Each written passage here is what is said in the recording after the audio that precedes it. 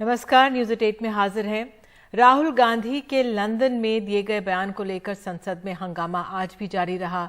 हंगामे के कारण संसद आज भी नहीं चल सकी और कल तक के लिए दोनों सदन जो हैं वो स्थगित कर दिए गए। बीजेपी के सांसद लगातार राहुल गांधी के बयान को लेकर माफी की मांग करते रहे, जबकि कांग्रेस ने कहा कि राहुल गांधी ने कुछ भी ऐसा नहीं किया जिसके लिए माफी मांगी जाए। सदन स्थगित होते ही 18 विपक्षी पार्टियां ईडी और सीबीआई जैसी सरकारी एजेंसियों के दुरुपयोग को मुद्दा बनाकर ईडी दफ्तर की ओर बढ़ने लगी, लेकिन विपक्षी दलों के मार्च को पुलिस ने विजय चौक पर ही बैरिकेड्स लगाकर रोक दिया। इस दौरान कांग्रेस नेताओं ने कहा कि हमारी आवाज को दबाया जा रहा है। एक रिपोर्ट। संसद के बजट सत्र के तीसरे दिन भी राज्यसभा चेयरमैन ने 11 विपक्षी सांसदों के अलग अलग मुद्दों पर दिए गए स्थानांतरण प्रस्ताव को खारिज कर दिया। विपक्षी सांसदों के हंगामे के बीच सत्ता पक्ष के सांसद भी इंग्लैंड में राहुल गांधी के कथित विवादित बयान पर माफी की मांग करते रहे। हंगामे की वजह से दोनों सदन स्थगित होते ही 16 विपक्षी दलों ने अपनी मांगों को लेकर संसद से ईडी दफ्तर तक मार्च करने का ऐलान कर दिया। नेता सांसद यहां पर आए हैं अलग अलग प्ले कार्ड को लेकर, जिसमें जांच एजेंसियों के कामकाज पर सवाल उठाया गया है।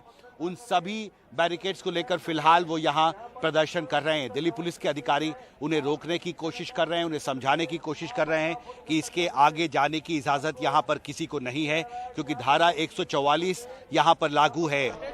करीब आधे घंटे तक विजय चौक पर प्रदर्शन करने के बाद जब ईडी दफ्तर जाने की अनुमति नहीं मिली तो विपक्षी सांसदों को वापस लौटना पड़ा। केंद्रीय एजेंसियों के दुरुपयोग को लेकर संसद भवन से विजय चौक तक विपक्षी दलों के मार्च में करीब 18 दलों के नेता शामिल हुए, पर इसमें टीएमसी और एनसीपी का शामिल न होना विपक्षी एकता के भीतर कुछ असमंजस और टकराव का भी इशारा करता है।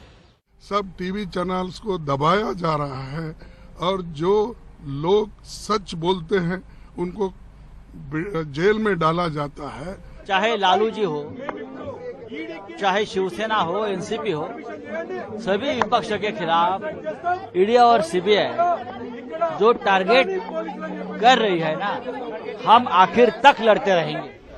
उधर सरकार ने विपक्षी सांसदों के आरोपों को सिरे से खारिज कर दिया है। केंद्रीय संस्थाओं का दुरुपयोग बोल के आप बोल रहे हैं, मैं इसका सहमत नहीं हूँ। हम कोई दुरुपयोग नहीं किया है। ईडी हो, सीबीआई हो, इनकम टैक्स हो, हम गठन नहीं किया है। कांग्रेस के जमाने में गठन किया है, उनका काम यही है।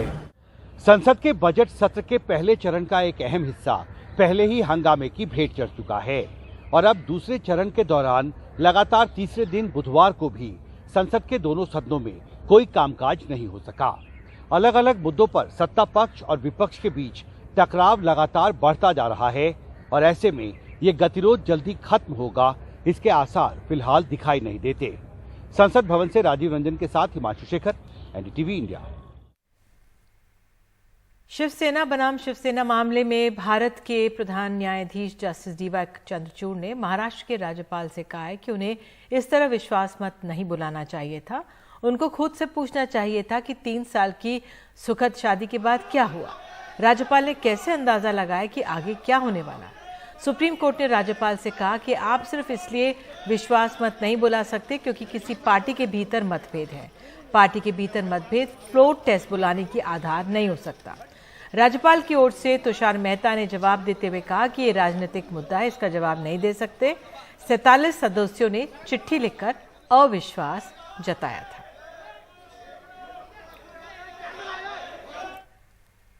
उधर शिवसेना के चुनाव चिन्ह के मामले में चुनाव आयोग ने आज सुप्रीम कोर्ट में हलफनामा दायर किया। इसमें चुनाव आयोग ने कहा है कि शिवसेना शिंदे गुट को चुनाव चिन्ह देने का फैसला सही है। निष्पक्षता ना बरतने के उद्धव ठाकरे के आरोप बेबुनियाद हैं। संवैधानिक स्तर पर फैसला ना कि प्रशासनिक स्तर पर अर्ध न्यायिक संस्था के तौर पर लिया गया है फैसला। इस मामले में चुनाव आयोग पक्षकार नहीं हो सकता।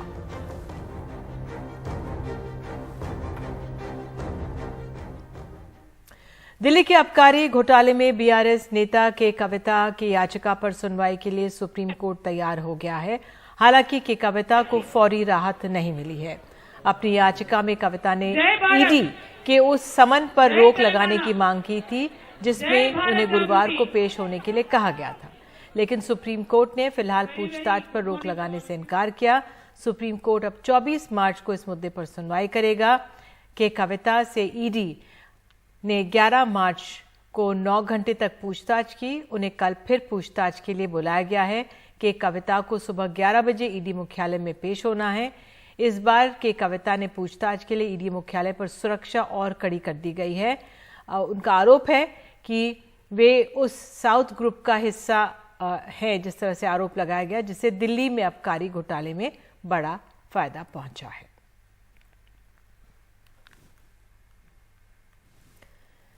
नौकरी के बदले जमीन घोटाले में आज लालू प्रसाद यादव और उनके परिवार को राहत मिली है। दिल्ली की राउज एवेन्यू कोर्ट ने लालू प्रसाद यादव, राबड़ी देवी और मीसा भारती को नियमित जमानत दे दी। सीबीआई की जमानत का विरोध नहीं किया। रेलवे ने 2021 में इस घोटाले को लेकर सीबीआई को शिकायत की थी। सीबीआई ने मई 2022 में केस दर्ज किया था और इसमें लालू प्रसाद यादव, पत्नी राबड़ी देवी और बेटी मीसा भारती समेत 14 आरोपी हैं। आरोप है कि रेल मंत्री के तौर पर लालू प्रसाद यादव ने मनमाने तरीके से कुछ लोगों को रेलवे में नौकरी दी और उसके बदले पटना में जमीन ले ली गई।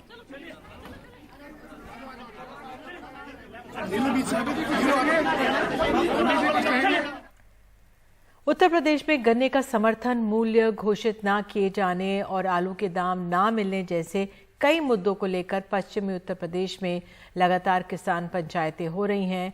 पहले राकेश टिकैत ने मुजफ्फरनगर में महापंचायत की और फिर आज मेरठ में भारतीय किसान यूनियन की महापंचायत हुई।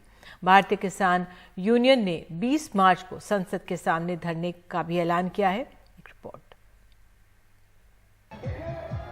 मेरठ के कमिश्नरी चौराहे पर बुधवार को भारतीय किसान यूनियन अराजनैतिक की महापंचायत के लिए हजारों किसान जुटे। महीने भर के भीतर पश्चिमी उत्तर प्रदेश में ये दूसरी किसान महापंचायत है। मकसद उत्तर प्रदेश सरकार पर दबाव डालना है ताकि किसानों की मांग पर सरकार ध्यान दे। किसानों की मांग है कि उत्तर प्रदेश सरकार गन्ने का समर्थन मूल्य बढ़ाए जो अब तक घोषित नहीं हुआ है। चीनी मिलें बकाया गन्ने का भुगतान करें। आलू का समर्थन मूल्य घोषित कर सरकार इसे खरीदे। बिजली की बढ़ती कीमतों का हल निकाले। इन मुद्दों पर किसान अब लगातार गोलबंद हो रहे हैं। तो दो बड़े विषय हैं। एक तो खेती में लागत बहुत बढ़ रही है और फसलों के दाम नहीं मिल रहे। गन्ना मूल्य में 1 रुपए की भी वृद्धि नहीं की गई है। और एक रिपोर्ट है अभी हाल फिलहाल में प्रकाशित हुई है कि 1 साल में 24% से अधिक कृषि उत्पादन लागत में वृद्धि हुई है। तो ये एक बड़ा सवाल है कि गन्ने का मूल्य क्यों नहीं बढ़ाया गया। कुछ शुगर मिले हैं पूरे प्रदेश में कहो या विशेष रूप से पश्चिमी उत्तर प्रदेश में भुगतान नहीं हो रहा। सरकार ने कहा था कि 14 दिन में भुगतान होगा, नहीं तो ब्याज दिलाएंगे। तो सरकार ने जो संकल्प पत्र पे कहा था उस पर काम क्यों नहीं हो रहा। किसान को ब्याज दिलाना चाहिए। इससे पहले मुजफ्फरनगर में इन मांगों को लेकर भारतीय किसान यूनियन की बैठक राकेश टिकैत के नेतृत्व में हो चुकी है। राकेश टिकैत ने 20 मार्च को संसद घेरने का ऐलान भी कर रखा है। मेरठ से श्याम परमार के साथ रवीश रंजन शुक्ला, एनडीटीवी इंडिया।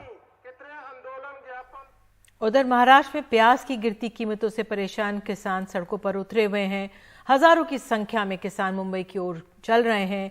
ये वीडियो ड्रोन से शूट किया गया। इसमें महाराष्ट्र के हजारों किसान अपनी मांगों की फहरिस्त के साथ मुंबई की ओर मार्च कर रहे हैं और नासिक जिले के डिंडोरी से शुरू हुआ ये मार्च मुंबई पहुंचने तक 200 किलोमीटर की दूरी तय करेगा। वहीं आज होने वाली सरकार और इन किसानों के प्रतिनिधि मंडल की बैठक भी रद्द हो गई। किसानों का कहना है कि राज्य सरकार को पैदल चल आ रहे किसानों से भी मिलकर बात करनी चाहिए।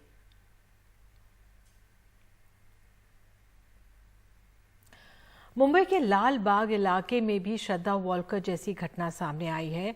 आरोप के मुताबिक एक बेटी ने अपनी मां का कत्ल कर दिया। उसके बाद शव के टुकड़े कर घर में ही अलमारी में छुपा दिया। पुलिस ने आरोपी रिंकल जैन को गिरफ्तार कर लिया है। मुंबई से हमारे सहयोगी की रिपोर्ट। मुंबई के लाल बाग में यह है इब्राहिम कासम बिल्डिंग। इसकी पहली मंजिल के इस घर में बेटी ने अपनी ही मां का कत्ल कर उसके शव के टुकड़े किए और घर की अलमारी और स्टील की टाकी में छुपा कर रख दिए। वो भी 1 या 2 दिन नहीं, तकरीबन 3 महीने। कालाचौकी पोलीस स्टेशनच्या हद्दीमधील लालबाग एरियामध्ये कल कालाचौकी पुलिस थाने में महिला के भाई ने मिसिंग कंप्लेंट की थी। उसकी जांच में हमारी टीम उस घर में गई तो छानबीन के बाद एक स्टील के कपाट में प्लास्टिक की थैली में और स्टील के टाकी में एक बॉडी हमें मिली है। एक मिसिंग तक्रार दाखल करण्यात आली होती। या तक्रारीच्या चौकशीमध्ये या घरी पोलिसांनी हैरान कर देने वाली इस वारदात का राज खुलने के बाद अब कालाचौकी पुलिस ने आरोपी बेटी रिंकल जैन को गिरफ्तार कर लिया है। बेटी रिंकल मां के साथ ही अकेले उस घर में रहा करती थी। पुलिस के मुताबिक मृतक महिला बीना जैन के 4 भाई हैं और वही दोनों को हर महीने घर खर्च दिया करते थे। मामा ने आखिरी बार 26 नवंबर 2022 को बहन को देखा था।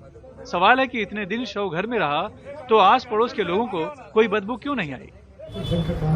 कंस्ट्रक्शन का काम चल रहा था, सब खोदा हुआ था। हमें लगा कोई चूहा मरा होगा, इसलिए सभी ने नजरअंदाज किया। पुलिस को घर से इलेक्ट्रिक मार्बल कटर और कोयता मिला है। शक है कि उसने शव को काटने के लिए मार्बल कटर का इस्तेमाल किया होगा।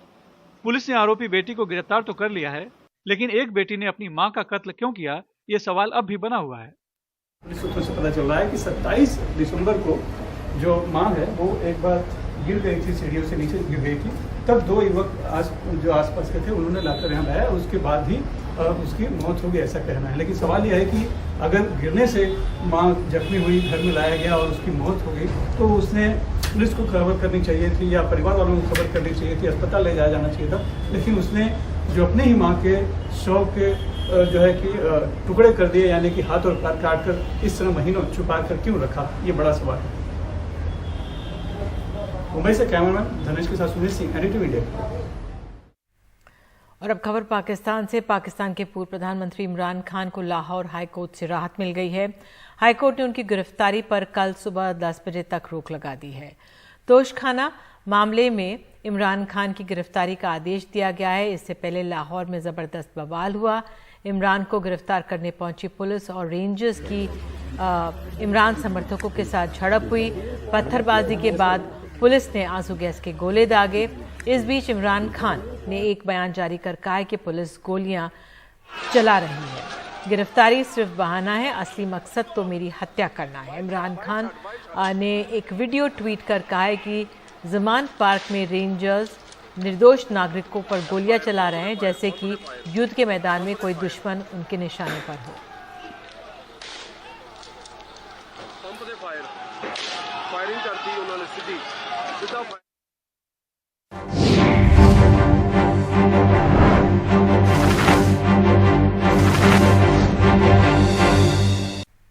सड़क हादसे में घायल हुए भारत के विकेट कीपर और बल्लेबाज ऋषभ पंत अब चोटों से उबरने की कोशिश कर रहे हैं। ऋषभ पंत ने सोशल मीडिया पर एक वीडियो शेयर किया है जिसमें वो स्विमिंग पूल में चल रहे हैं। ऋषभ पंत की कार पिछले साल दिसंबर में दुर्घटना का शिकार हो गई थी। वे दिल्ली से रुड़की जा रहे थे और इस वीडियो को ट्वीट कर ऋषभ पंत ने लिखा है कि छोटी चीज़ों, बड़ी चीज़ों और इनके बीच की हर चीज़ के लिए आभारी हूँ।